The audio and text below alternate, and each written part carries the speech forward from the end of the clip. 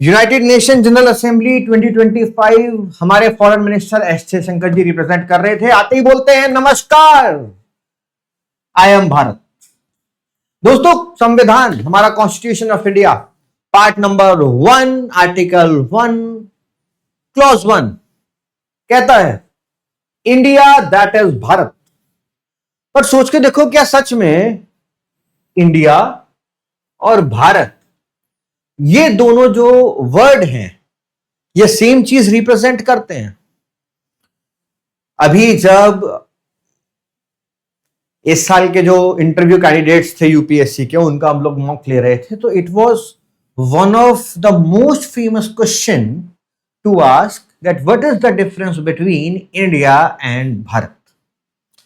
दोस्तों, इंडिया अगर हिस्टोरिकली बात करें तो इंडिया वर्ड जो हमारा शब्द है हिंद, है ना, सिंध से जो पर्शियन थे, अरेबिक्स थे, उनको सिंध की जगह वो हिंद कहने लगे, और फिर ब्रिटिशर्स आए तो वो हिंद को इंड कहने लगे, और वहां से ये इंडिया आ गया।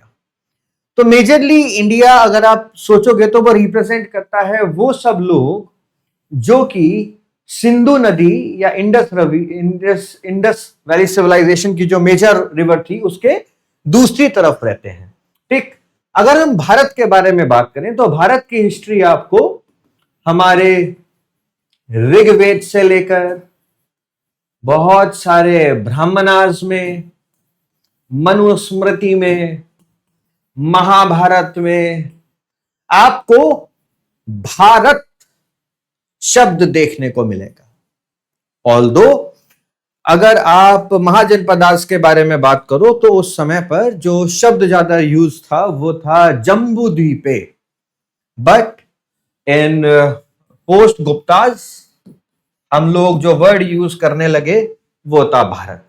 मेजरली भारत जो शब्द है वो राजा भरत से आया है। ठीक, the ancestral lineage of Pandavas and Kurus, okay, Kauravas. तो उनकी जो एंसेस्ट्रल हिस्ट्री है वो राजा भरत से स्टार्ट होती है, फिर उनके पुत्र दुष्यंत और उनकी जो वाइफ है शकुंतला, उनकी कहानी आप लोग महाभारत के इनिशियल में भी आप लोगों ने देखी होगी। But let me tell you one more thing कि देयर इज अ कॉन्सेप्ट जो आप अपने एग्जामिनेशन के लिए पढ़ते हो, the concept of nation, the concept of state and the concept of nation state. दोस्तों, जब हम नेशन के बारे में बात करते हैं, नेशन का मतलब होता है कि लोग जो कि एक दूसरे के साथ एक लाइकनेस क्रिएट कर रहे हैं और उस लाइकनेस की वजह से they are linked to each other. Now ये जो लाइकनेस है, ये जो लिंकेज है, ये हो सकता है कि आपकी हिस्टोरिक हो सकता है ये लिंकेज कल्चर से हो सकता है ये लिंकेज आपकी लैंग्वेज से हो, किसी भी चीज से हो सकती है। ठीक है, but there is a linkage. आप फील कर रहे हो कि हम सब लोग एक हैं। ठीक, तो हम सब एक हैं और इस एक होने के कारण हमारे सबके गोल्स भी एक हैं ना। We want to achieve similar kind of things. तो जब हम ये चीज सोचते हैं तो हम नेशन के बारे में बात करते हैं। स्टेट एक पॉलिटिकल टर्म है जहां पर you have a population and you have a defined boundary. आपके पास एक डिफाइंड बाउंड्री है। जैसे जब हम इंडिया के बारे में बात करते हैं so then we have a defined boundary. ठीक है, और जो लोग इस देश के अंदर रहते हैं they are known as citizens because they have citizenship.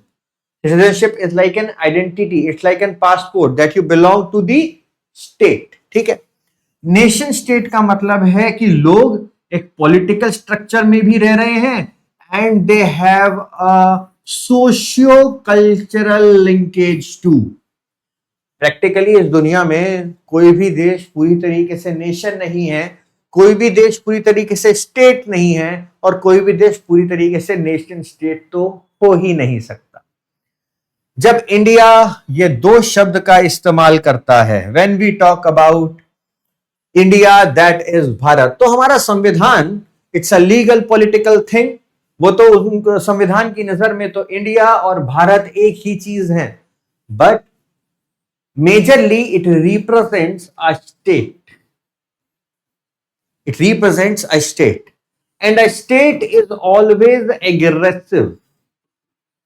State is always an aggressive term. दूसरी तरीके से अगर हम भारत के बारे में बात करें तो Bharat has an historical linkage. यह हमारा रिच कल्चर दिखाता है, यह हमारी यूनिटी दिखाता है, यह हमारी फिलॉसफी रिप्रेजेंट करता है. फिलॉसफी वासुदेव कुटुंबकम सर्वधर्म संभवा सत्यमेव जयते. The world is our family, we all belong to a common ancestry. है ना, वो दिखाता है कि शांति परमो धर्म, वो भारत रिप्रेजेंट करता है कि जितने भी लोग हैं we have a common goal. और जब हम लोग इंटरनेशनली ये शब्द यूज करते हैं Bharat, it is an example of how India uses its soft power. अभी रिसेंटली चाहे वो अफगानिस्तान हो, म्यांमार हो, हम लोगों ने बहुत ज्यादा ह्यूमैनिटेरियनली हेल्प करी.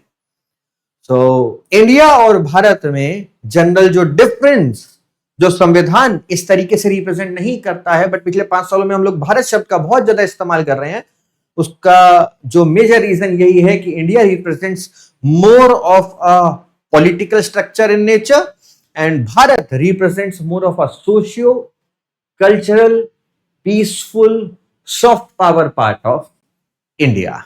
ठीक है, तो I hope this topic is clear to you. मुझे तो पर्सनली भारत पसंद है, आपको क्या पसंद है कमेंट बॉक्स में डालना जरूर.